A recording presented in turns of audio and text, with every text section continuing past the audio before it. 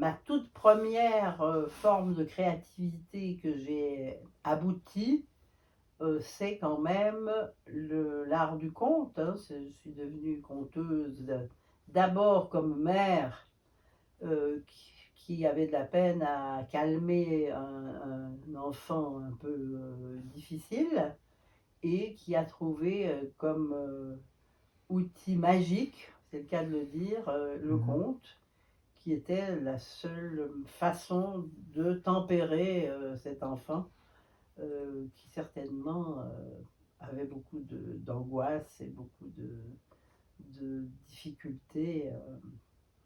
Et ça a donc été à la base uniquement un outil qui était prévu pour aider mon fils, ma fille dans un moindre intérêt puisqu'elle était déjà plus grande et qu'elle ne présentait pas les mêmes difficultés. Et je n'ai jamais pensé en faire une profession, si ce n'est que petit à petit, dans ce réseau qui se créait, des écoles, des lieux où je travaillais, par ma formation aussi de psychologue, petit à petit aussi après comme psychologue scolaire et tout, j'ai eu des lieux où je pouvais faire des veillées de conte et en s'imbriquant avec les années, les stages suivis chez les plus grands conteurs comme Henri Gougaud, comme Catherine Zarcat, comme tous ces grands conteurs qui existaient et qui venaient beaucoup en Suisse il y a une quarantaine d'années, eh bien, me voilà conteuse professionnelle que j'ai donc pratiqué longtemps dans l'aspect plus artistique.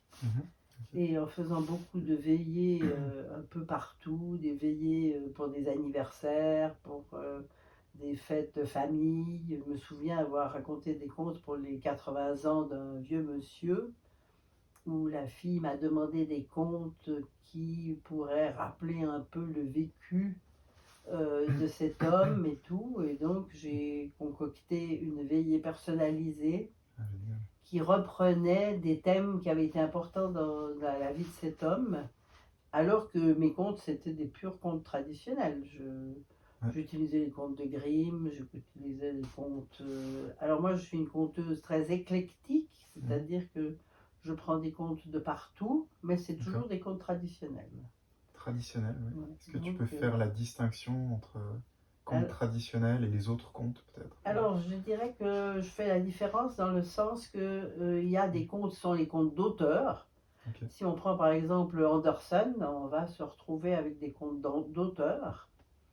Et la particularité, si on veut reprendre Andersen, c'est peut-être un peu rapide comme résumé, mais c'est que beaucoup de problématiques de l'auteur lui-même ressortent dans les contes. Si on prend par exemple La petite fille aux allumettes, ou bien le vilain petit canard, je crois que c'est comme ça qu'il s'appelle ce conte, qui ne fait pas obligatoirement partie de mon répertoire, eh bien on va avoir beaucoup de traits de personnalité de Monsieur Andersen qui vont ressortir et qui vont faire que ces contes ne sont pas toujours très judicieux à raconter à n'importe quelle population. Puisqu'il y a ce côté quand même pessimiste, un peu noir, qui sont les problématiques de M. Andersen, qui les a, lui, déposées dans ses contes.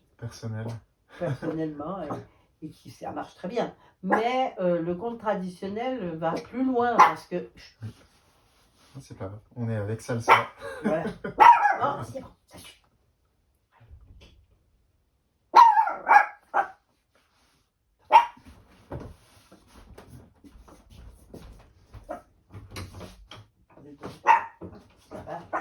Après, tu la mets dans son parc. Allez, allez. Voilà, ça peut arriver. Moi, je couperai. Ok, bon, ça gêne pas. Voilà. Et donc, après cette petite coupure liée au chien de garde, au chihuahua de garde. Un grand chien de garde. Eh bien, je vais revenir à nos moutons. Et je dirais que les contes traditionnels, eux, ont peut-être la qualité déjà d'avoir été transmis souvent de génération en génération sur plusieurs siècles, dans toutes sortes de cultures, avec des liens qu'on peut retrouver, avec des thématiques essentielles comme la maladie, la mort, la naissance, les difficultés du quotidien et tout, qui sont reprises et qui ont comme caractéristique souvent quand même d'être positif, de terminer bien, de, d'avoir des fins heureuses ou en tout cas des fins optimistes, à part les contes d'enseignement qui eux peuvent alors déboucher sur des histoires plus compliquées ou qui finissent mal, mais parce que ça s'appelle conte d'avertissement, c'est-à-dire qui amène à une réflexion sur quoi à quoi il faut faire attention, par exemple dans la vie. Si on prend certains contes africains sur l'ingratitude, par exemple, eh ben, ça finit pas bien. Si on prend certains contes avec la mort, quand on nargue la mort, qu'on essaye de se montrer plus fort qu'elle, eh bien, en général, ça finit mal. On peut difficilement échapper à la mort. On peut des fois prolonger sa vie indéfiniment et tout, mais on a quand même toujours le risque qu'à la fin, on meurt vraiment. Et donc, pour moi, les contes traditionnels, ils ont cette richesse que n'ont pas les contes d'auteur. Oui, qui permettent d'accepter peut-être les problématiques de la vie. Exactement, et on va découvrir qu'on aille d'une culture à l'autre, les problématiques essentielles restent les mêmes. Et on n'a pas simplement les caractéristiques de personnalité d'un auteur. Et puis c'est aussi, ce qui est très très agréable, c'est de pouvoir jongler entre les différentes cultures. Alors bien sûr, moi par exemple, j'ai beaucoup de difficultés d'accès par exemple avec les contes asiatiques qui ne font pas vraiment partie de ma culture ou de ma compréhension. Les contes japonais pour moi ou chinois, c'est du chinois, c'est le cas de le dire. Par contre, j'adore les contes qui viennent de Perse, d'Arabie, j'aime beaucoup les contes soufis, j'aime beaucoup les contes de Grimm, alors que ça n'a strictement rien à voir. Mais, ou même les contes de Henri Pourrat, qui sont des contes traditionnels français de la culture française, répertoriés dans les campagnes françaises pendant des décennies, et qui parlent vraiment du quotidien, du terroir, de la vie des gens avec leurs caractéristiques parfois un peu sordides, mais qui font partie de la vie. Par exemple, pour donner peut-être un exemple concret, c'est une histoire que j'aime bien raconter, qu'on a maintenant mise dans notre veillée de contes bilingue avec mon voisin qui parle le patois fribourgeois, et qui s'appelle La bougie. Eh bien, c'est l'histoire d'un homme extrêmement radin qui a toujours économisé sur tout. Il a économisé la chandelle, on se couche en même temps que les poules. Et il a économisé sur le vin, il n'y a plus qu'en bois. Alors il n'a pas pu économiser sur le pain parce que c'est quand même la Marie, l'épouse qu'il a réussi à trouver malgré sa radinerie, et qui, il est bien obligé de partager le pain avec elle. Et voilà, ils vivent comme ça ensemble depuis des années. Et malheureusement, la Marie n'a pas beaucoup prospéré auprès de cet homme. Elle en est même arrivée à être là, couchée sur son lit de mort. Et étonnamment, notre homme a quand même trouvé une vieille chandelle à allumer à côté du lit de son épouse qui va bientôt partir. Et il est là, assis. Il lui dit rien, bon, ils se sont jamais dit grand-chose, donc voilà, c'est peut-être pas à ce moment-là qu'il va commencer à parler beaucoup plus avec elle, mais bon, il est là et tout. Et voilà-t-il pas que la blanche, sa vache, a la bonne idée de véler au même moment. Alors notre homme se lève pesamment, il s'approche de sa veste qui est pendue là, il enfile sa veste, il dit à la Marie, tu comprends, je ne peux pas laisser la blanche seule à un moment pareil, donc je vais aller voir ce qui se passe. Bon, la Marie ne répond pas grand-chose vu son état. Il ouvre la porte et avant de la refermer, il dit, et si jamais la Marie, avant de passer, souffle la chandelle.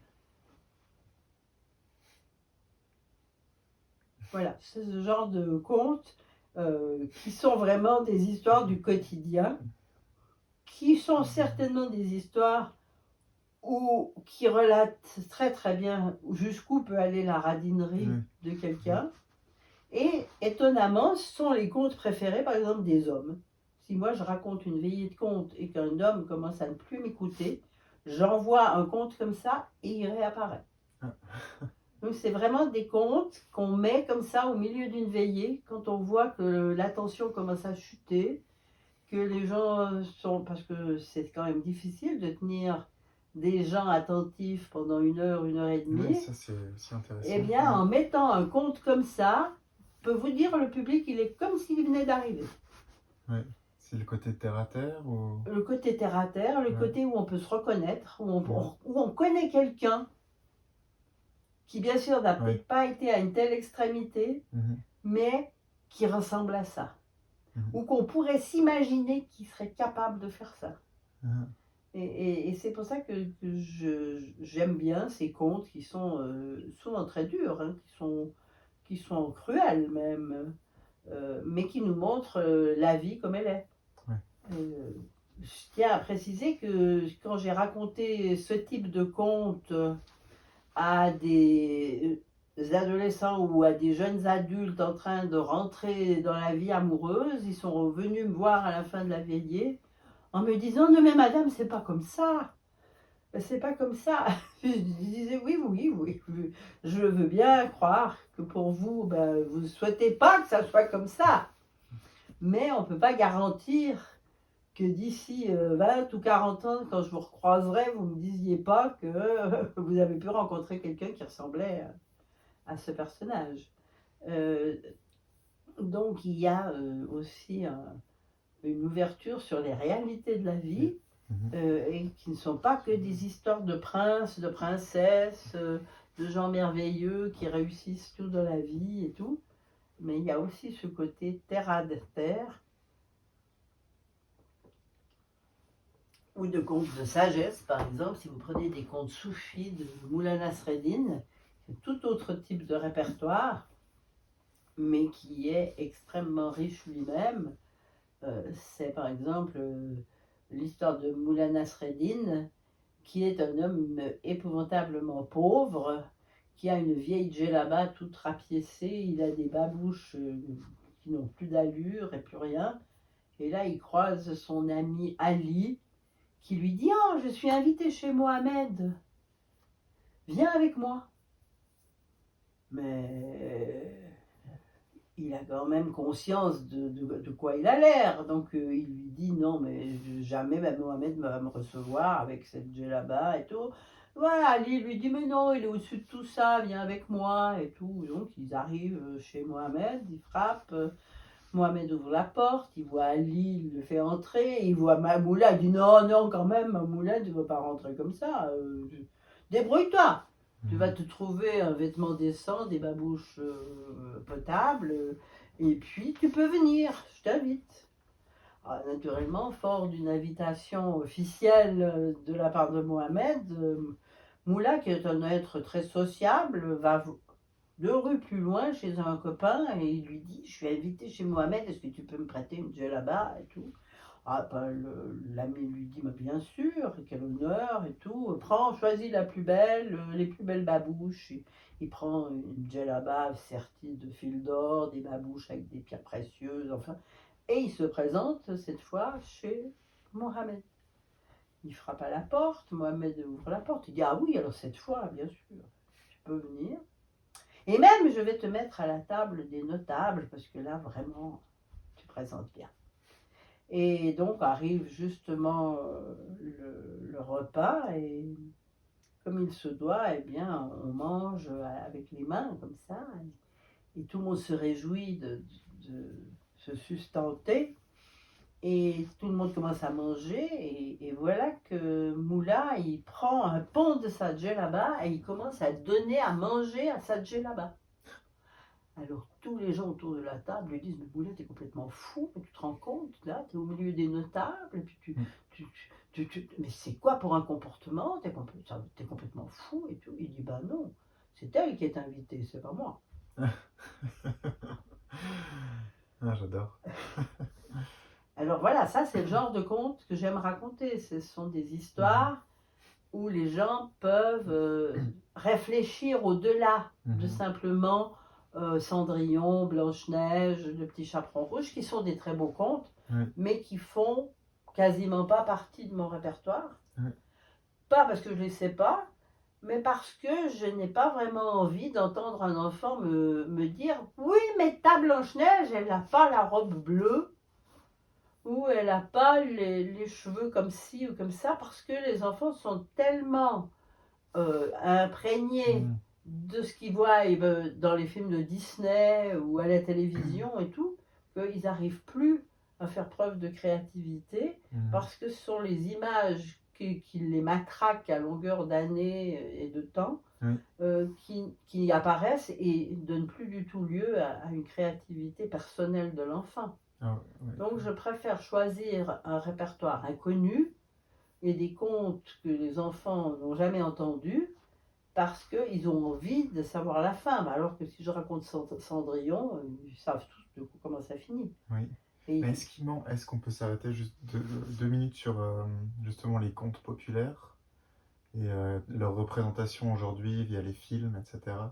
Bruno Bettelheim, là, dont j'ai parcouru le livre, dit qu'il leur manque quelque chose par rapport justement à leur version traditionnelle, qui serait plutôt de l'ordre de leur effet sur l'inconscient des enfants. Est-ce que ça te parle, ça?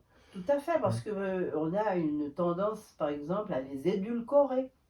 C'est-à-dire que la fin va être changée au bénéfice. Par exemple, si on prend le conte de Cendrillon, à la fin, elle va pardonner aux deux méchantes sœurs, et puis elles vont épouser quelques princes accessoires qu'il y a là à la cour, et puis elle va être totalement magnanime, et puis tout ça, alors que dans la version traditionnelle de Grimm, eh bien, il y a deux colombes qui viennent se poser sur les épaules des deux méchantes sœurs et qui leur crèvent les yeux. Ben ça, dans une version de Disney, vous ne le verrez jamais. On verra justement le beau côté où les deux se marient, puis tout le monde s'aime, tout le monde il est beau, tout le monde il est gentil.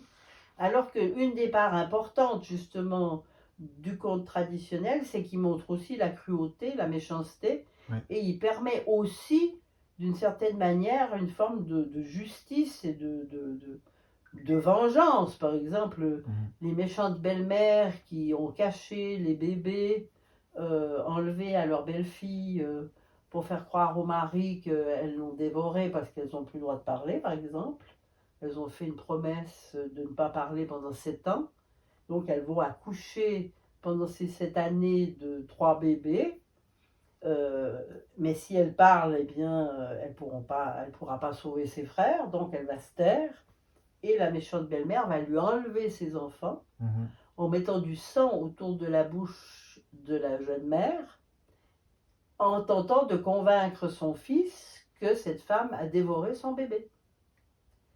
Et au 3e enfant, là, bien, le fils se laisse convaincre par sa mère que vraiment cette femme, certainement, eh ben, elle a vraiment dévoré ses 3 enfants.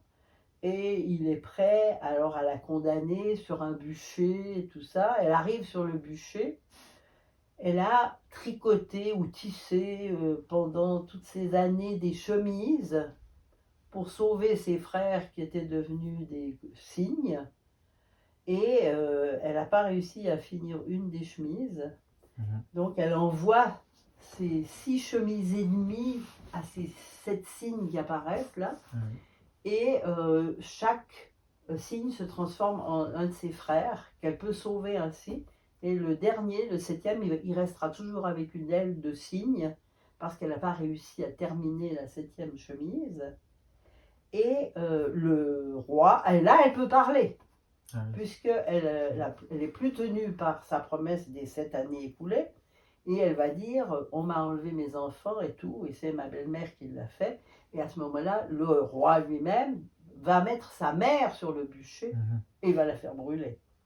Dans les versions purement traditionnelles qui respectent, dirons-nous, le côté brut et parfois cruel, eh bien ça, on va le retrouver dans les livres d'enfants où tout est édulcoré et tout ça, comme si le monde de ces enfants-là allait être différent du monde des enfants des générations avant, qui devaient travailler en usine à 6 ou 8 ans, ou ces enfants dans d'autres cultures qui travaillent déjà à 6 ans pour nourrir la famille parce qu'il faut participer, et où on est en train de créer une génération d'enfants qui ont un monde sorte merveilleux, où tout est nickel, où tout va bien, où tout roule, où tout se passe bien, alors que quand on regarde un peu ce qui nous entoure, on n'est pas vraiment convaincu qu'ils vont connaître un monde qui est cette allure-là, mais qui pourrait peut-être retourner plus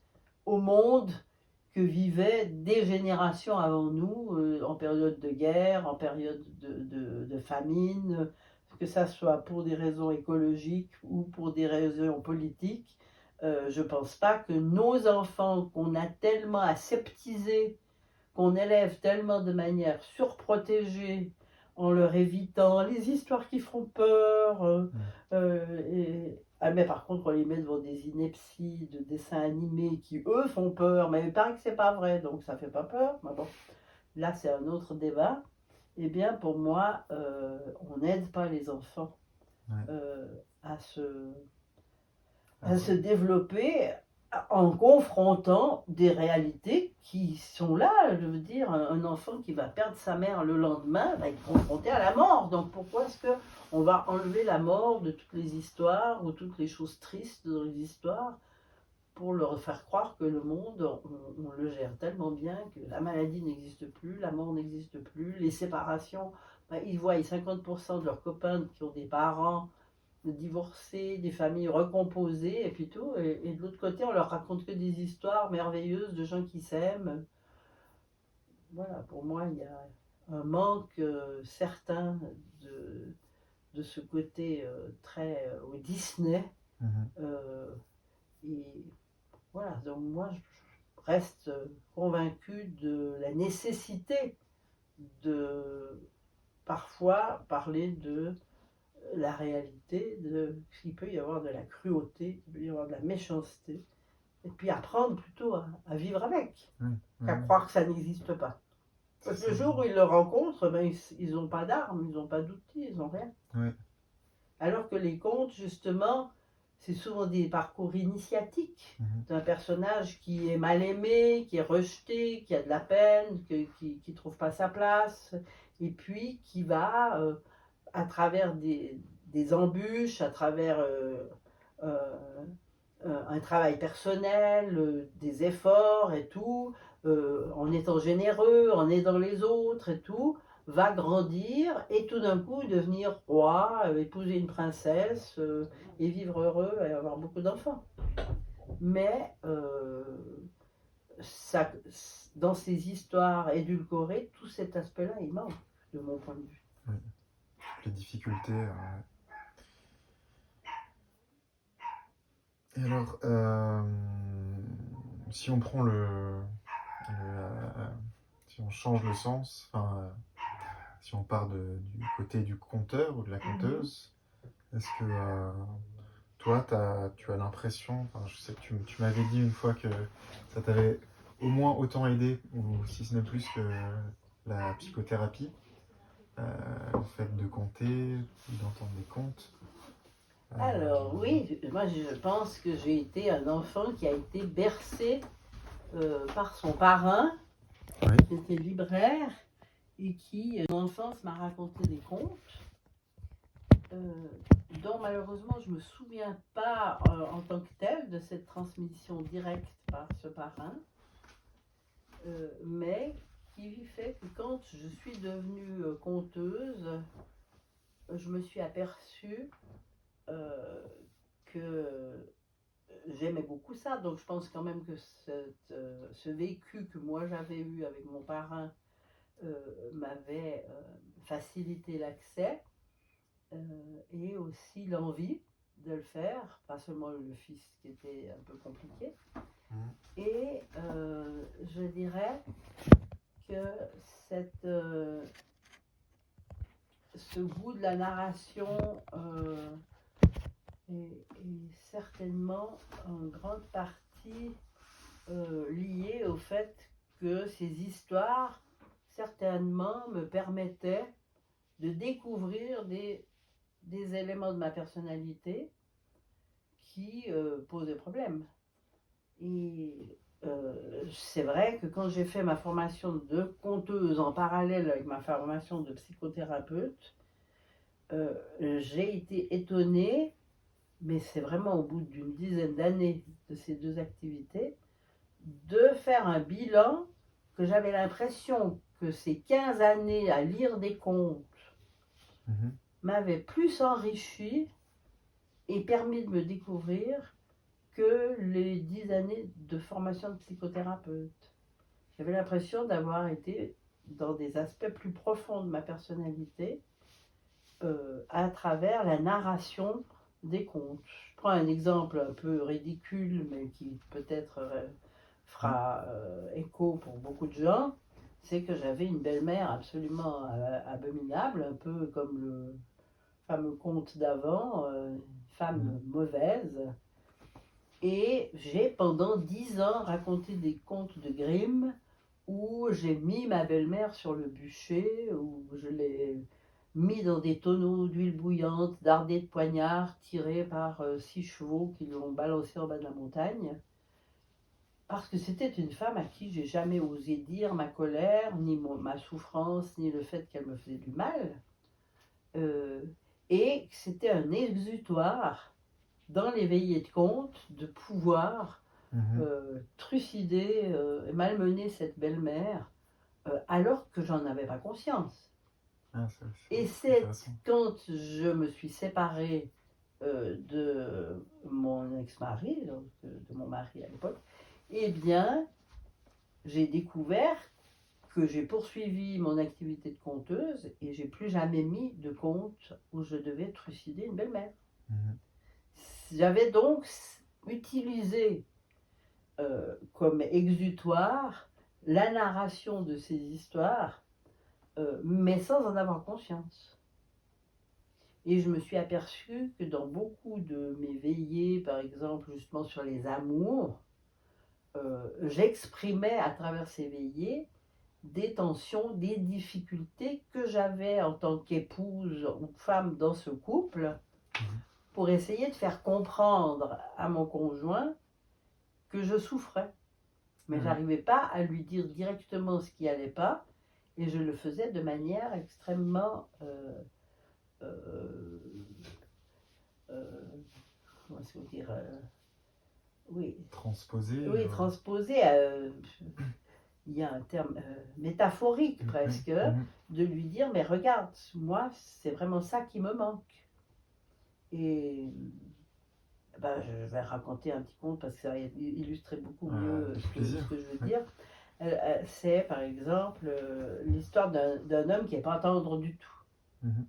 Alors, il n'a jamais un mot gentil, il n'a jamais une parole aimable, et pourtant il a trouvé une épouse.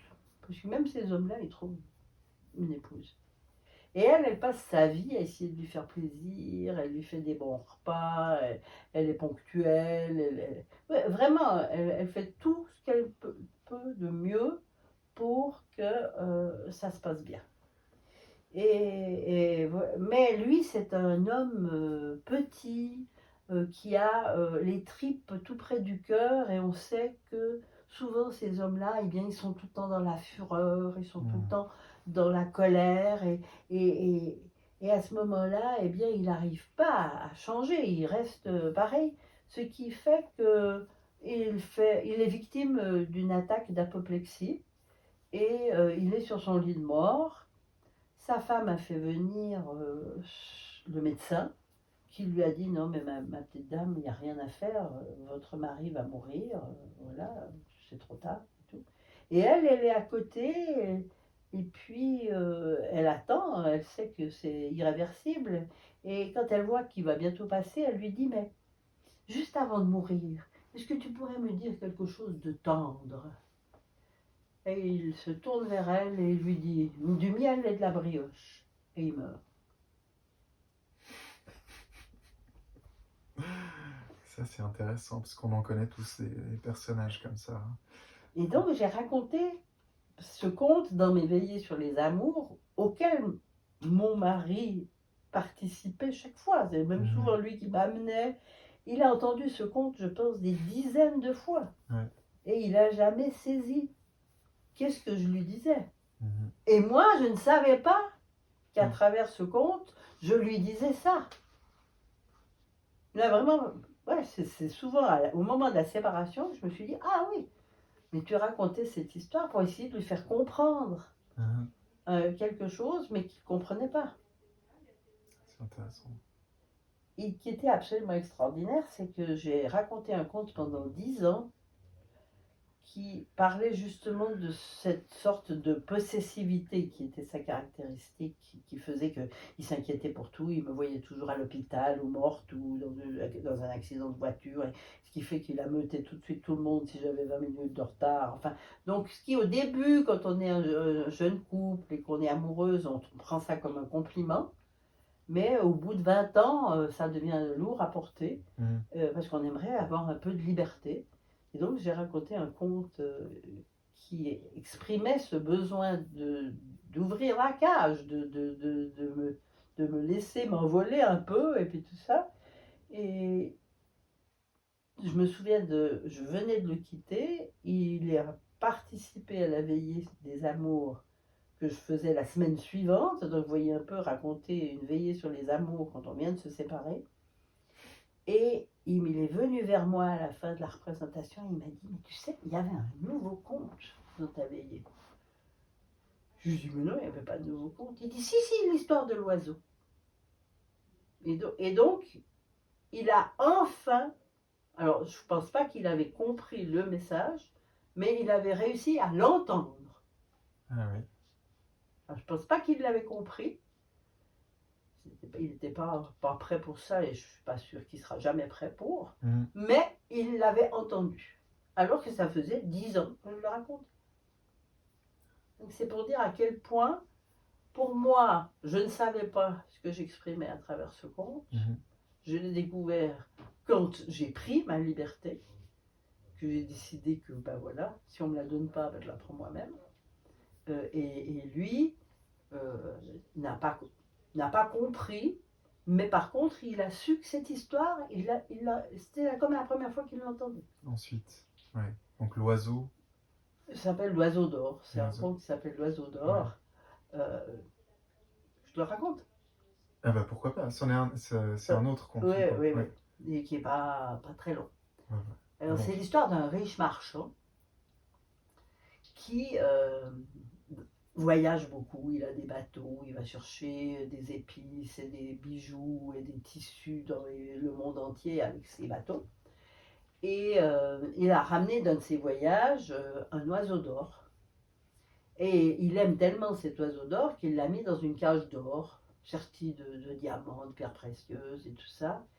Et quand il quitte la maison, le dernier être qu'il salue, c'est son oiseau, enfermé dans cette cage. Et la première personne qu'il salue quand il rentre, eh bien, c'est son oiseau. Avant sa famille, avant ses enfants, c'est son oiseau. Et un jour, il est un peu désolé parce qu'il doit annoncer donc à son oiseau qu'il va repartir sur les mers pour faire de nouvelles affaires. Mhm. Qu'est-ce que tu aimerais? Il demande à l'oiseau. Et l'oiseau, il lui dit, ben, j'aimerais bien que tu m'ouvres la cage et que je puisse m'envoler. Et là, le riche marchand lui dit, je peux te donner tout ce que tu veux, mais ça, je peux pas, parce que je t'aime beaucoup trop. Alors l'oiseau lui dit, eh bien, ce que tu pourrais faire alors, c'est que quand tu seras là-bas dans le pays où tu m'as trouvé, où tu m'as acheté, tout ça, j'aimerais que tu ailles devant la forêt où je vivais et que tu dises à la forêt ce que je vis ici, chez toi, dans cette cage d'or. Le riche marchand lui dit, bah, ça je peux faire très volontiers, et tout ça. Donc il va faire son voyage, il va remplir ses bateaux d'épices, de tissus, de trésors et tout. Et tout d'un coup, il se souvient au moment de repartir qu'il a une promesse à remplir et il va devant la forêt. Et là, à tous les oiseaux qui sont là, il raconte l'histoire de son oiseau à lui qui vit dans une cage, qu'il aime et qu'il le soigne comme personne et tout ça. Et au moment où il finit son histoire, un oiseau tombe mort.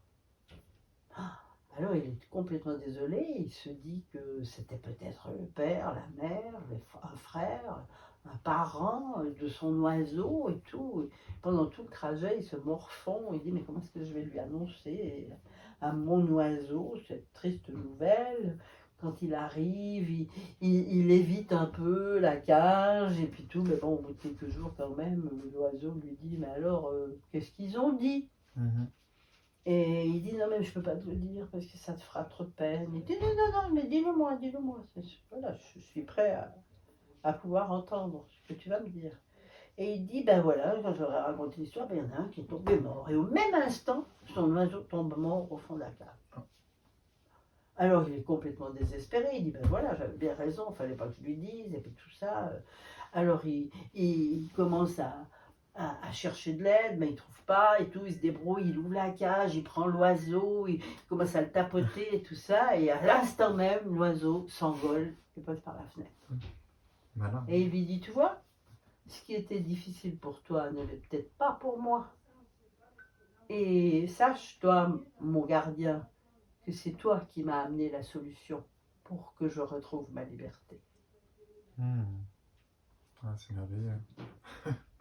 Alors voilà, donc ça c'est pour dire à quel point, mais on n'a pas une masse de contes dans sa vie qui ont un tel impact. Ouais. Moi je pourrais presque dire, parce que je sais que dans une de tes questions c'était ça, que ce conte-là, c'est certainement un des contes les plus pertinents pour avoir grandi et permis de découvrir que j'étais une femme libre.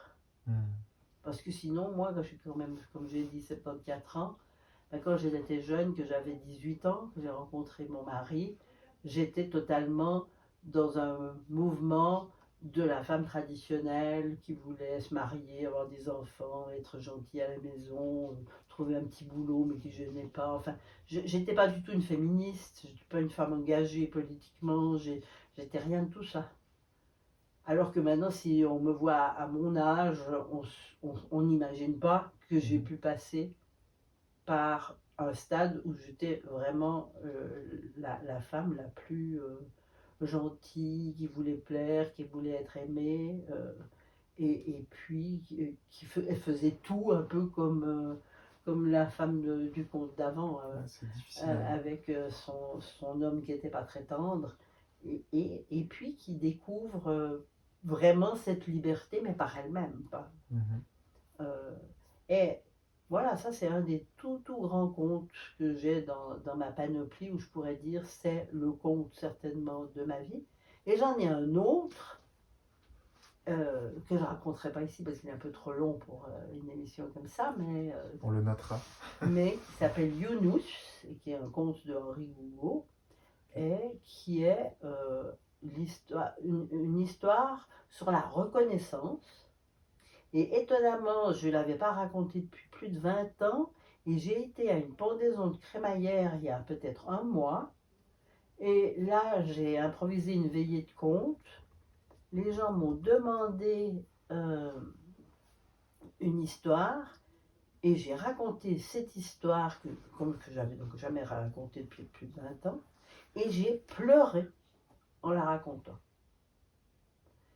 Alors je sais que c'était un conte qui m'avait déjà fait pleurer il y a au moins 30 ans en arrière.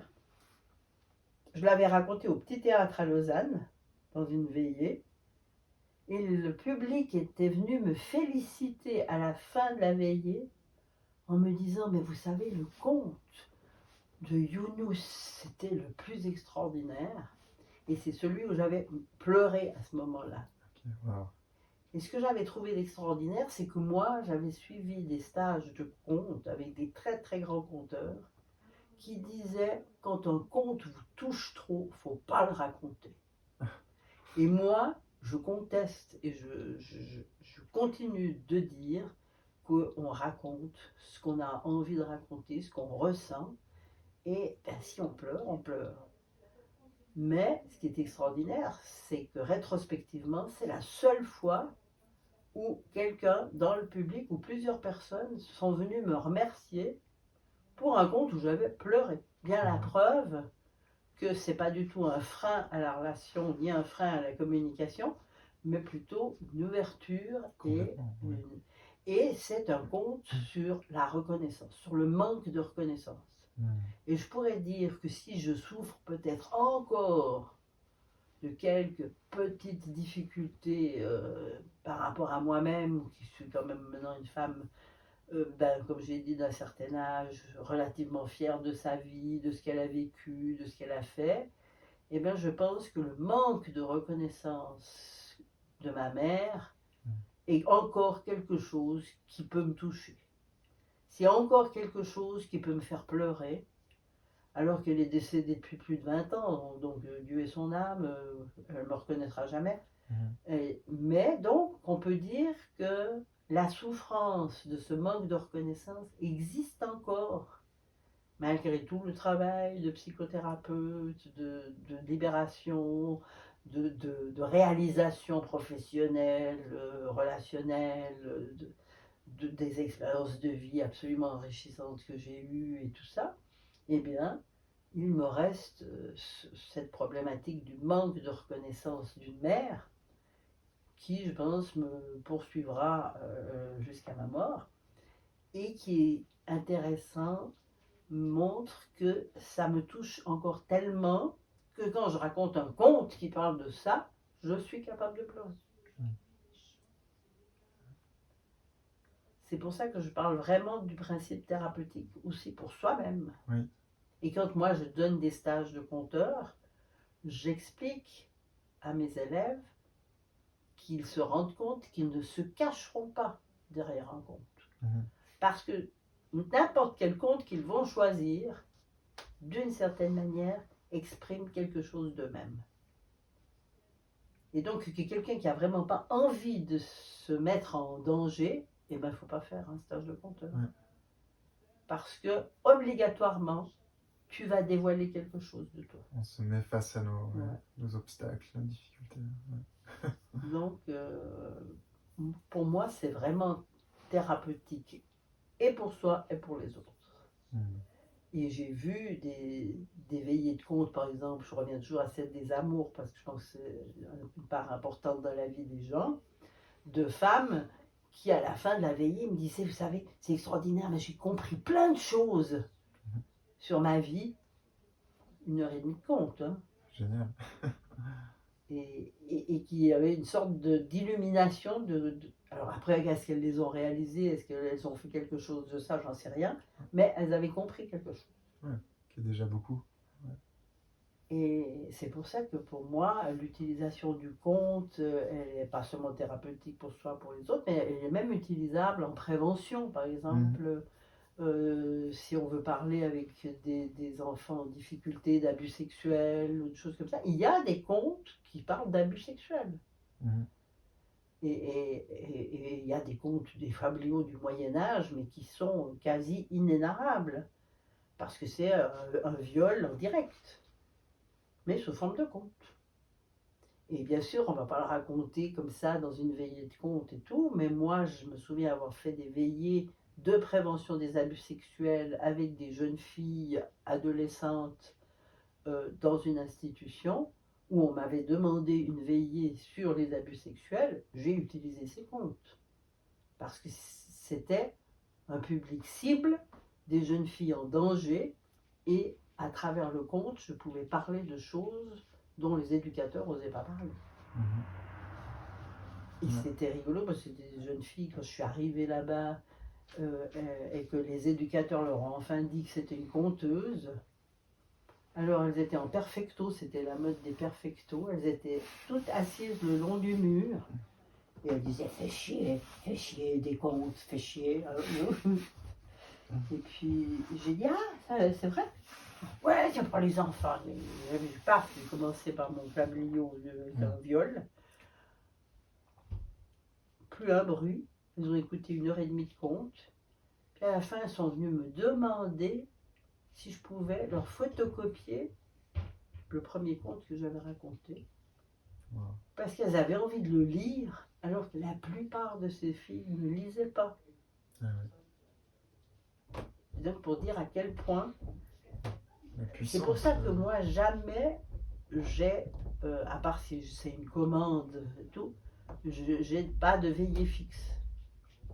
Parce que je peux avoir une veillée qui dure une demi-heure, comme je peux avoir une veillée qui dure 1h30. Mais ça veut dire que je vais mettre les contes que je sens au moment où je suis avec un public. Ah, ça, c'est intéressant. Je peux arriver par exemple avec une veillée que j'ai prévue où il va y avoir tel conte, et m'apercevoir que ce public n'est pas prêt pour ces contes-là. Alors j'ai la grande chance, c'est que j'ai un très grand répertoire et je me laisse porter par ce que je ressens. Et les contes viennent. Je me souviens une fois d'avoir fait à Romont, à la Tour du Sauvage, une veillée de contes qui s'appelait Contes en liberté. Okay. Je suis arrivée le soir, je ne savais pas ce que j'allais raconter. Et le plus rigolo, c'est qu'à un moment donné, le public était là, tout d'un coup la porte s'ouvre, il n'y a personne. Et je fais, ben voilà, c'est le premier conte qui rentre. Et j'ai raconté, je me souviens plus quel conte j'ai raconté, mais c'était certainement ce personnage qui rentrait. Alors je ne sais plus si c'était une histoire de diable ou une histoire de truc. Voilà. Et après, toute la soirée, ça a été des contes comme ça qui sont venus. Et j'ai dit, suffit qu'ils viennent, vous leur ouvrez la porte, ils viennent. C'est génial. Et c'est souvent les plus belles veillées. Ouais. Que celles qui sont trop ciselées, trop préparées. Alors après, bien sûr que j'ai dans mon répertoire des contes qui reviennent souvent, parce qu'ils ont un message, ils sont porteurs pour les 3/4 des spectateurs. Après, il y a des contes qui sont spécifiques, par exemple, pour les fêtes de mariage, parce que ça donne justement une image un peu idyllique de ce que peut être le mariage et puis tout. Mais bon, parce qu'on est dans un moment particulier. Les gens, quand ils se marient, ils ne sont pas en train de s'imaginer que 2 semaines après, ils se quittent. Donc, on va raconter des histoires un peu spécifiques. Mais sinon, c'est vraiment de la créativité.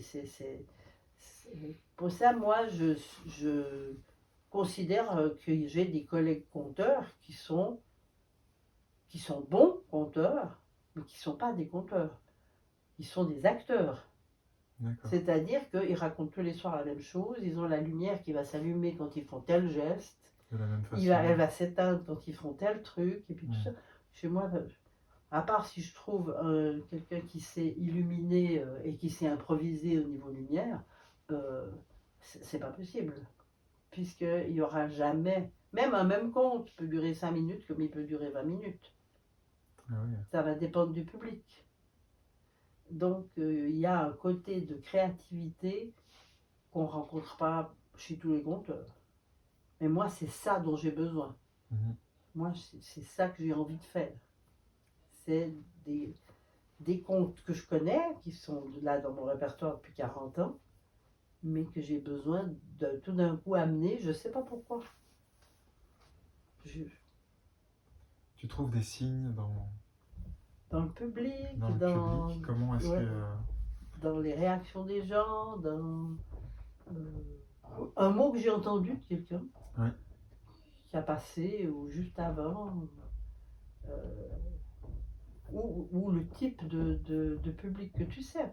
Voilà, comme je disais avec les jeunes filles avant, parce que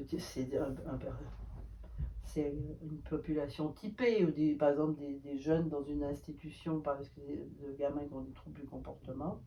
C'est vrai que je vais mettre plus de contes d'avertissement que de contes de princesse et de princes, de mariage heureux, de beaucoup d'enfants.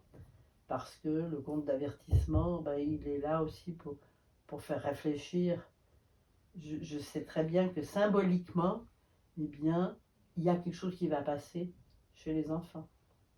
Par exemple, si je fais de la prévention de la violence dans une classe où il y a de la maltraitance, par exemple, du genre relation bourreau-victime, donc on sait qu'on a des enfants qui sont maltraités, un ou plusieurs par un ou plusieurs bourreaux, eh ben, je vais raconter des histoires où il y a cette forme de relation dans le conte, mais où c'est pas des enfants, où c'est pas du tout quelque chose qui ressemble à ce que les enfants vivent, mais où c'est une relation d'abus ou une relation de maltraitance.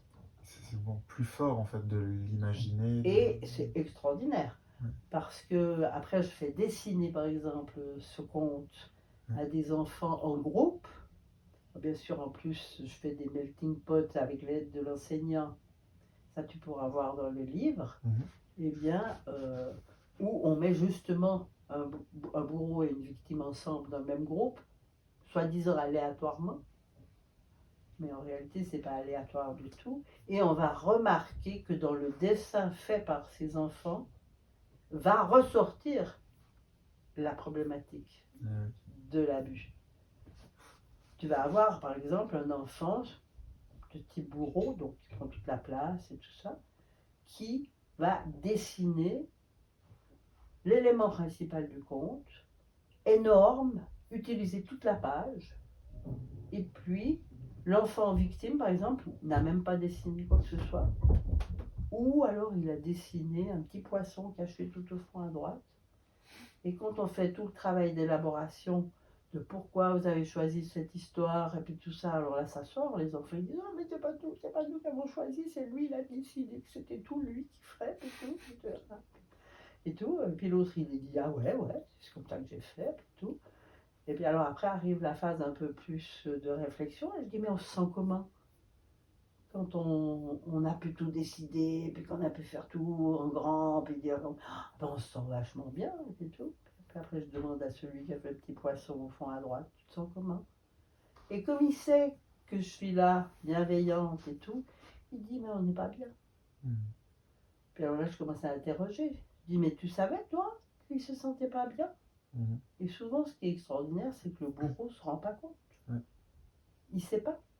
La victime, elle laisse aussi entrer le bourreau. Et tant que tu n'as pas réussi à leur faire décoder qu'ils sont les deux en partie responsables de ce qui arrive, eh bien, ça se passe. À partir du moment où tu fais prendre conscience à l'un et à l'autre de ce qui se passe, si tu n'es pas chez des ados irréductibles, déjà hyper violents, hein, je parle de situations en primaire, dans les petites classes, où l'enfant a encore envie d'être gentil, il est bourreau presque malgré lui, ou parce qu'il est lui-même victime à la maison, puis qu'il faut bien qu'il se venge quelque part, ou c'est le modèle qu'il connaît. Et ben, en utilisant un conte qui ne parle pas du tout de quelque chose qui parle d'enfant et de tout, eh bien, dans leur graphisme, dans leur histoire, ils vont faire ressortir cette problématique. Et ça, comprendre, c'est déjà peut-être un peu pouvoir trouver une solution. Déconstruire le... Puis après, ben oui, comme psychologue intervenant dans la classe, je dis, mais alors maintenant, il faut trouver des solutions. Et ça, j'utilise toute la classe, parce qu'il y a plein d'élèves qui, eux, n'ont pas de difficultés, et je vais dire, comment est-ce qu'on peut les aider? qu'est-ce que vous pouvez faire pour les aider pour que ça Ouais, se c'est passe super. plus. En groupe, ouais. Ouais. Et les enfants trouvent des solutions. Ils ont des super solutions. Mhm. Après, ils les mettent en pratique en classe. La maîtresse doit les mettre en pratique avec les élèves. Ils se sont engagés auprès de la psychologue. La psychologue, elle revient 3 semaines plus tard. Elle demande est-ce que ça a été réalisé et puis tout ça. Ouais. Donc c'est un travail. Alors ça, c'est vraiment du travail, je dirais, quasi thérapeutique sur des groupes classes Ouais. que j'ai développé pendant plus de 20 ans avec mes étudiants en psychologie à l'UNIL. Quel rôle joue pour toi la créativité pour les enfants violents? Quel rôle peut-elle jouer dans leur vie? Alors, je dirais que la créativité peut-être permet de servir un peu d'outil cathartique Mhm. pour l'enfant qui va pouvoir exprimer par exemple sa colère. Moi je me souviens avoir fait des groupes thérapeutiques pour enfants abusés sexuellement, donc qui souvent sont des enfants qui expriment beaucoup de colère et beaucoup de rage et puis tout ça, ce qui est tout à fait normal du fait de ce qu'ils ont vécu.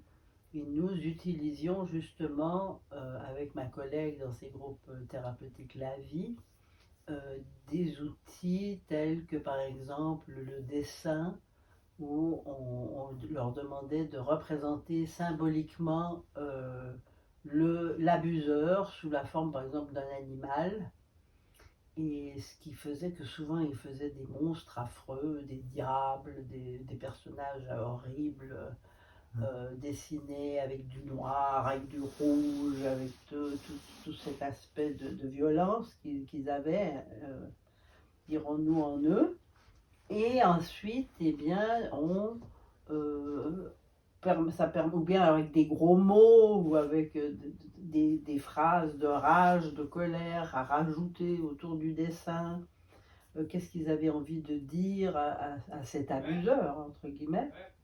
Et ce qui fait que, après coup, quand tout avait été, je dirons-nous, un peu exprimé à travers le dessin, à travers la parole et tout, eh bien, on sortait bien sûr de la pièce, puisqu'on était quand même dans un cabinet normal et tout, Mhm. eh bien, on sortait et on brûlait Ah ouais. le dessin pour comme exorciser le fait que ben, cet être, il n'avait plus d'impact sur l'enfant lui-même, que l'enfant avait pu prendre le dessus d'une certaine manière, déjà en exprimant l'abus, en ayant pu parler, puisque c'était des enfants qui étaient reconnus officiellement par la loi, ou en tout cas par la police comme ayant été abusés, et donc qui avaient pu passer au-delà à travers ce groupe thérapeutique, même s'il n'y avait pas eu de jugement, qu'il n'y avait pas eu de punition, par exemple, de l'abuseur pour des raisons X ou Y.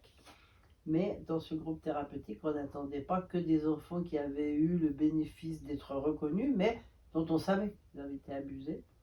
Et donc, qui utilisaient ce groupe quand même, parce que n'étant pas reconnus, c'est pour certains par la société ou par la justice, eh bien cette colère continuait de couver et alors le fait que dans ce groupe thérapeutique, ils pouvaient d'une certaine manière exorciser, insulter, dessiner l'objet de leur haine et de leur colère, eh bien c'était un outil qui leur permettait, alors pas d'oublier, parce que je ne pense pas qu'on oublie ce genre de souffrance, Mhm. mais peut-être de passer par-dessus et puis de pouvoir reprendre un peu goût à la vie ou en tout cas diminuer le taux de violence intérieure. Mhm. Et bien sûr, c'est des groupes thérapeutiques qui duraient sur des mois, voire plusieurs années. Ouais. Il n'y avait pas de limitation de temps pour la thérapie. Ah ouais. Moi, ça me fait penser un peu à l'hypnose. Le fait de couper le lien, ou d'imaginer ce lien toxique qu'on peut avoir et de le jeter ou de le brûler ou quelque chose. Exactement. Du coup, ouais. Et c'est vrai que c'était, je dirais, la forme thérapeutique où j'ai utilisé la créativité qui me semblait la plus forte, parce que je pense que la créativité, elle est nécessaire à tous les enfants, Mhm. qu'elle serait bénéfique pour tous les enfants. Après, il y a, je ne sais pas, je peux voir à travers mes petits-fils un côté extrêmement récalcitrant, je sais pas, j'ai pas envie, je veux pas et tout. Et je crois que ça s'aggrave malheureusement maintenant avec les écrans et Mhm. avec une forme d'addiction telle que on n'a même plus le temps d'empoigner quoi que ce soit. On fait rien ni avec les animaux, ni avec un crayon, ni au niveau artistique ou même des choses plus simples. Parce qu'il y a des gens qui ne savent pas dessiner, ben voilà, ils ne savent pas dessiner. Mais peut faire des colliers de perles, on peut faire des paniers, on peut faire des... Mais il y a véritablement un appauvrissement de l'intérêt qui, moi, en tant que grand-mère, me désole. Mais en même temps, mon propre fils n'est pas créatif pour de rond, rien ne l'intéresse non plus. Pourtant, ma belle-fille, elle est très créative, elle pourrait, ou elle aurait pu développer chez eux, mais elle ne l'a pas fait. Et maintenant que les écrans ont apparu dans leur vie, il n'y a plus rien, quoi. Alors, c'est vrai qu'il y a pour moi une nécessité de revenir à une responsabilité des parents de se réengager dans la créativité. Là, je lis dans le journal que même maintenant, les enfants font même plus de vélo. Parce qu'ils n'ont plus le temps entre les écrans et toutes les activités obligatoires qu'ils ont, ou n'importe, ou même simplement les écrans. Eh bien, ils font même plus du truc essentiel qui me semble nécessaire, se promener dans la forêt, faire un tour en vélo. Mais il y a aussi, je crois, pour les parents, une forme d'abandon, parce que c'est tellement simple ce babysitter écran. Ouais, Et c'est vrai qu'on l'utilise souvent comme ça. là, ils ne bougent pas, les gamins, ça c'est sûr. Hein. Ouais. Ouais, ils mangent quelques cacahuètes, des chips si possible, ils boivent du coca, ils deviennent bien gros. Il n'y a pas pour rien une augmentation de l'obésité chez les enfants, parce que tous les aspects physiques déjà diminuent. Alors moi, je ne peux pas me plaindre, mes petits-fils sont enragés de foot, donc au moins ils bougent. Mais par contre, demander de créer quelque chose, de faire, même pour une fête de Noël, ils disent ah oui, c'est une bonne idée, ils commencent, ils mettent 3 perles, puis c'est déjà fini, ils n'ont plus envie, puis on n'en parle plus. Donc bon, moi j'ai un peu abandonné l'envie de... Parce que je ne peux pas donner à boire à un âne qui n'a pas soif. Voilà.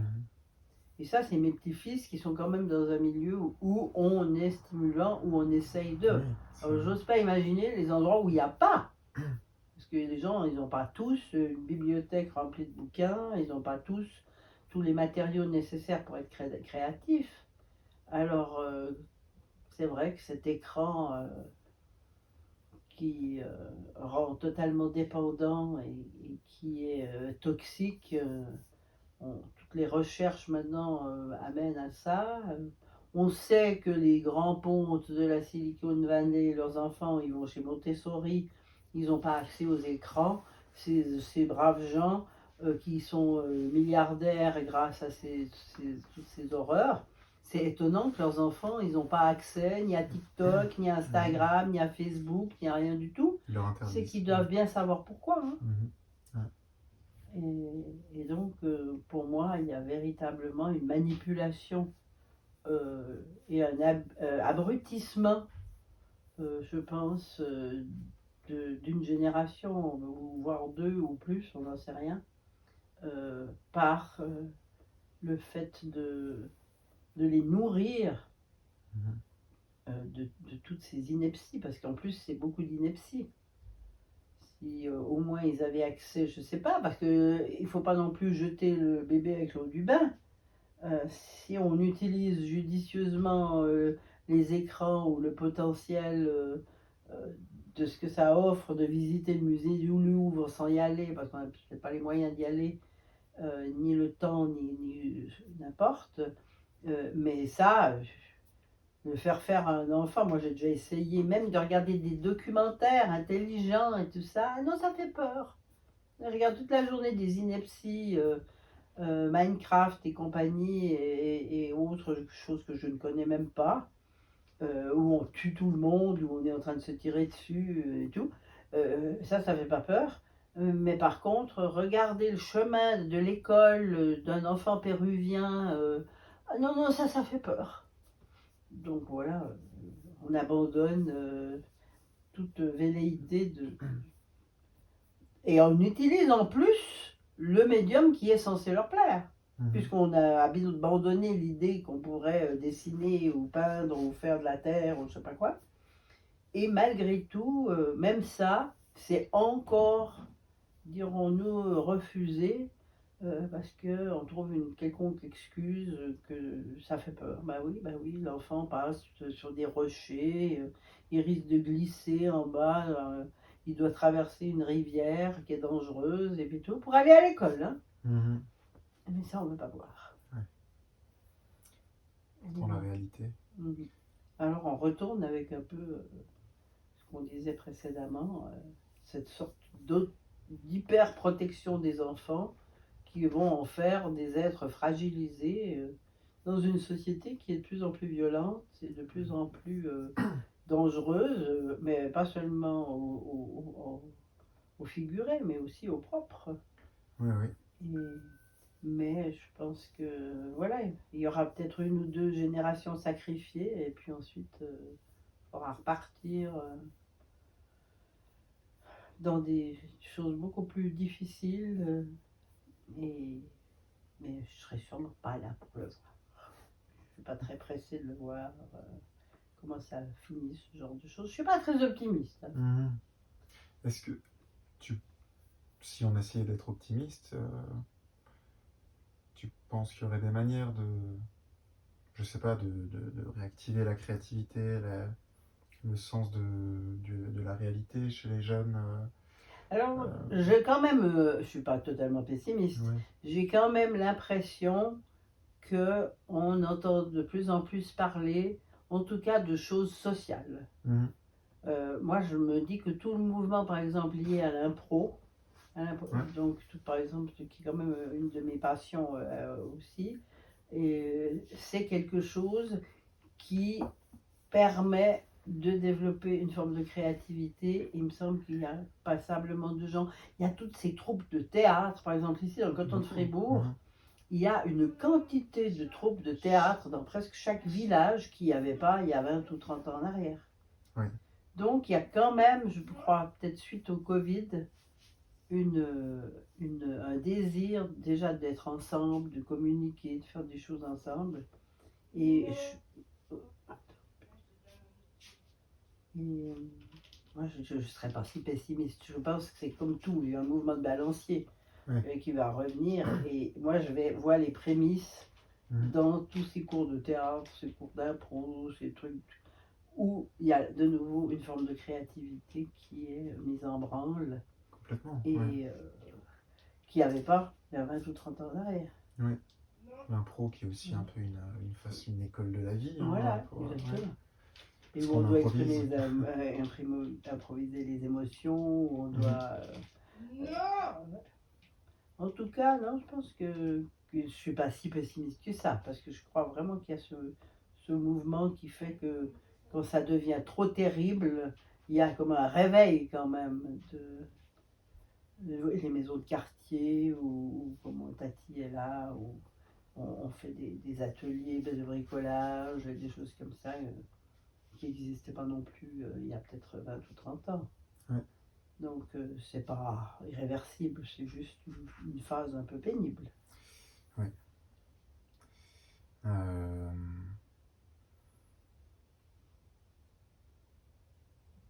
Alors, si chacun osait créer un peu plus chaque jour, à ton avis, qu'est-ce que ça changerait justement dans notre santé, notre rapport au monde? On l'a évoqué un petit peu déjà.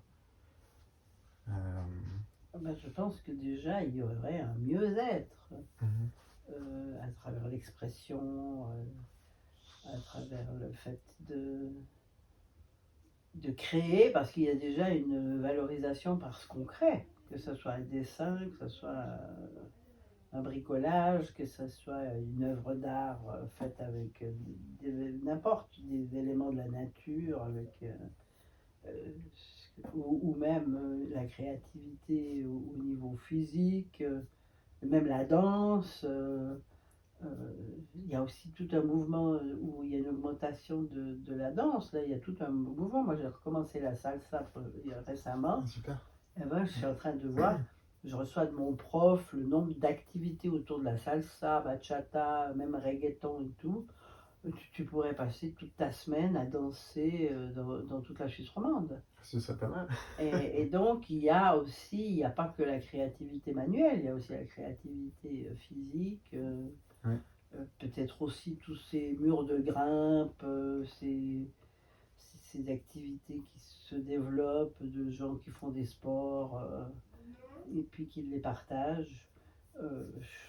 On ne va pas limiter la créativité uniquement au dessin et à la poterie. Non, c'est Donc, sûr. la créativité, c'est vraiment sur... J'ai dit tu laisses. mais moi, je pense que on a besoin de se resocialiser aussi, parce que c'est vrai que les écrans dont on parlait précédemment, eh bien, ils te coupent du monde, ils te coupent des autres. Mais je crois heureusement que quand même l'humain est un animal grégaire et qu'il a besoin d'être avec les autres. S'il n'est pas devenu complètement autiste entre deux et rebelle à tout contact, va y avoir à un moment donné un manque, il va y avoir un désir de se retrouver, et peut-être pour ça cette propension à ces théâtres, à cette impro, à cette danse à deux, Oui. qui est quand même autre chose que de danser bêtement du disco tout seul en sautant ou en bougeant tout seul comme ça un peu perdu. Je crois que il y a j'aime bien le mouvement du balancier, hein. Je passe pas très bien, mais il va y avoir Un retour un à retour. quelque chose de plus C'est social. un peu la même chose quand on parle de, je sais pas, de mai 68 et tout. Ben, moi, j'ai aussi l'impression qu'en ce moment, avec tous ces mouvements qui sont encore faibles, mais par exemple aux États-Unis, où la population, elle se réveille, elle va dans les rues, Ah oui, oui.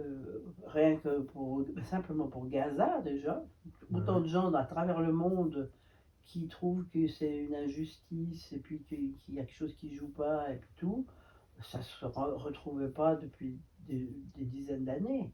On avait une sorte de population amorphe et tout, et comme s'il y avait un nouveau réveil de type mai 68, John Baez revient à l'avant, Springsteen qui était quand même déjà un chanteur engagé qui se réengage. Moi je crois qu'on va vers quelque chose comme ça. Et ça aussi c'est de la créativité. Ah oui, complètement. C'est le lien à l'autre, toujours.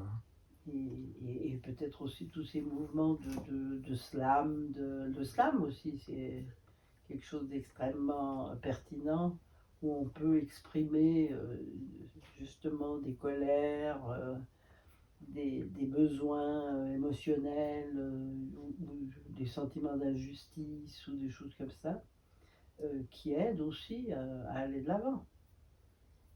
Moi, je suis moins pessimiste que ce que je disais il y a quelques minutes. En m'amenant à une réflexion sur ce que je vois, c'est pas sans espoir. Je suis pas en train de me dire, mon Dieu, où va la génération future? Non. Je crois qu'ils ont juste besoin de se prendre une bonne claque, un peu, puis ils vont repartir. Ils vont découvrir que l'autre est nécessaire, que c'est pas que les écrans qui les nourrissent, et puis ils auront perdu quelques années de leur vie devant leur singerie là, mais voilà, peut-être qu'ils deviendront des adultes très créatifs, puis que eux, pour leurs enfants, ils se diront on fait attention. Et puis moi j'aime bien, par exemple, moi j'en vois souvent à mon petit-fils le plus grand ou à ma petite fille, de ces ados qui disent mais arrêtez avec les écrans, c'est dangereux, moi j'ai trop fait, j'ai tout. J'essaye vraiment de partager ça Mhm. avec eux pour qu'ils ne se disent pas, c'est que les vieux qui disent Ouais. que c'est dangereux, que c'est inepte, que ça apporte rien, que c'est une perte de temps. Ouais. Et par exemple, mon petit-fils, en tout cas, me remercie pour ce que j'ai envoyé. Alors qu'est-ce qu'il en fait, j'en sais rien, mais en tout cas, il me remercie. C'est super. Bah génial, on termine sur une note positive alors, il y a des raisons d'espérer. Je vais te demander, ça va être la tradition sur ce podcast, euh, si tu pouvais interroger quelqu'un sur ce podcast que tu connais, enfin si je pouvais interroger, pardon, une personne, qui est-ce que ce serait?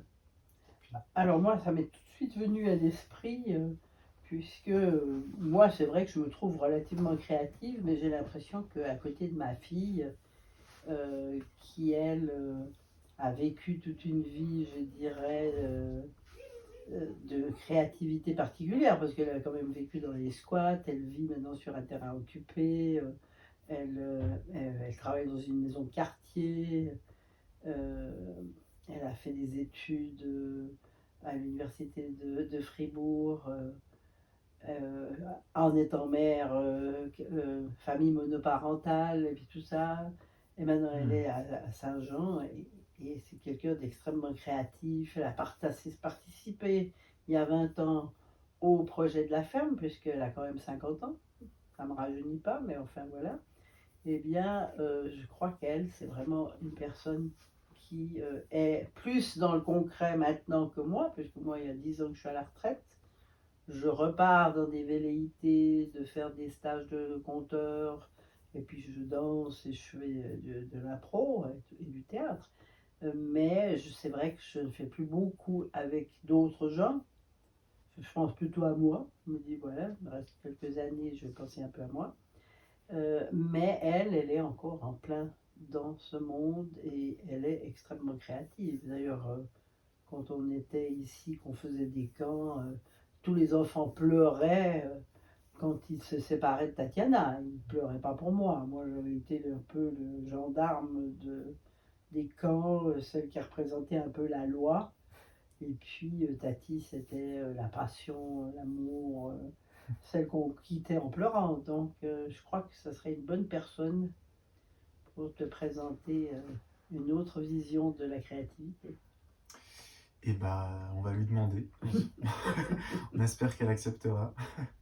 En tout cas, on se réjouit. Merci beaucoup, Evelyne.